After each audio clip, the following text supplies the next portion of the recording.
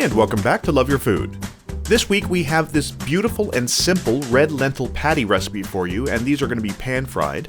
Now before we get started, I'd like to remind everyone that we have an affiliate link with Chef's Temp. If you need a kitchen thermometer or meat probe, please check out the link in the description below and use code LOVEYOURFOOD on checkout for 15% off your order. We also have a Patreon if you'd like to support us there and help us keep doing this, and I'll put a link for that as well.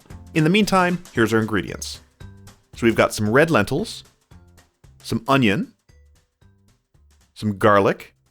We're going to use a dried chipotle pepper, some cardamom, some dried mushrooms, some cumin seed. We're going to be using some dietary fiber. You can also use flour for this, and some onion powder.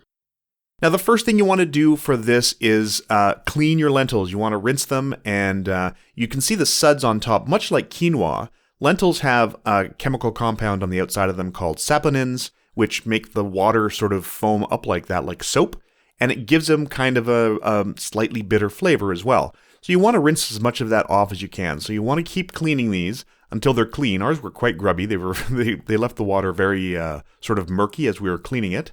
So you want to keep rinsing these until the water's clean and you have a minimal amount of the foaming on the outside.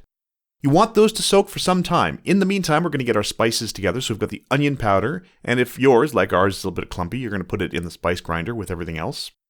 The chipotle pepper, the insides of the cardamom pod, we don't need the shell, and our dried mushrooms. And we're going to make a powder out of all of this. And then the rest of this is all going to get blended together. So we've put this in our spice grinder. We have a nice smooth powder for this. And then we're going to prepare our onion and garlic. So for the garlic, we're just going to leave it whole. For the onion, we're going to chop it against the grain, just because you don't want long sort of grains or long strands of onion getting wrapped around the spindle of whatever you're using to blend. And then we're going to finish draining out our lentils. You can see the water is nice and clear now. Now, we put all of our ingredients together in this little pot. We were hoping that we could get this all together with our stick blender. It turned out to be not quite powerful enough, but I'll show you here. We're going to get all of our ingredients together. This is dietary fiber. We're using acacia gum. You can also just use flour for this. It just acts as a binding agent. We use the dietary fiber because it's got a little bit more fiber to it. In goes our spice mixture with the dried mushrooms. You can find mushroom powder, but if you can't, we find it more useful to keep dried mushrooms on hand, and then you can just blend it together like that, and it's fine. And you can see here we're trying with our stick blender, and it's not quite working. Honestly, it's because there's not quite enough liquid in there. So we transfer everything into our food processor. You can also use a blender for this. You don't want to make it too smooth. You want to let there still be a little bit of texture in there. So there we go. We're putting that into our food processor, and on it goes. Honestly, you don't have to go for very long. You don't want it to be a completely smooth paste. You don't want it to be super, super fine.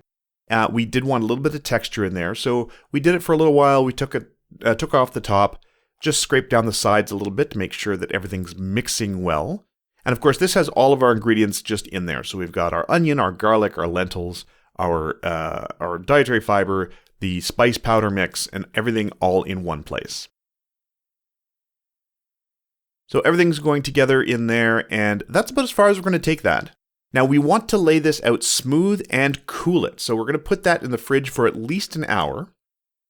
And then you want this to be pretty even as you can, because you can just divide it up we've got it in a pie tin here, whatever plate you're using, and you can just divide it easily into even sort of divisions. And we find this makes 8 decent-sized patties. So we're just going to divide this into 4, and then each 4 into half. And then you can just form your patties in your hand. And those will go on a baking sheet with some parchment. And that's just going to sit there, and we can just stack them up until we're ready to fry them. Now we're going to shallow fry these. We may have used maybe a little bit too much oil because it did rise over the sides a little bit. But in our cast iron pan, we can do 4 at a time. And we felt it was nice to have a little bit of sesame seed on top, so we're going to add a little bit of sesame. It actually looks really great if you can add a little bit of both white and black sesame seeds while it's frying. And then after they've been in there for a few minutes, we are going to flip these over. You do want to make sure you get these cooked all the way through. Get that beautiful brown color on there, that nice crispy sort of outside. And despite not having any leavening or like baking powder or anything, they are still quite fluffy inside. So a couple of minutes on the other side as well. We're going to take that out of there. You notice a few of our sesame seeds have fallen off. That's fine. They probably stay on a little bit better if you add them before you put them into the oil.